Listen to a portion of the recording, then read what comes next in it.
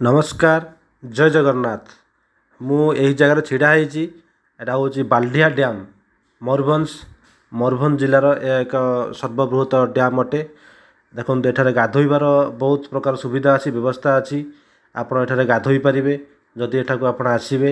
यह बहुत बड़ डैम बहुत लंबा अछि। या पाखापाखि उच्चता या हेबो 118 फुट हेबो उच्चतार यार। देखନ୍ତୁ पानी किपरि तळକୁ बोहि जाउछि। तळे आर मध्य भागरे मध्य एक पत्थर सदृश अछि। आपण एठारे भी गाधोइ पारिबे। देखନ୍ତୁ आ जो पाहाच सब हेछि सोपान देखନ୍ତୁ किभଳି लागुछि।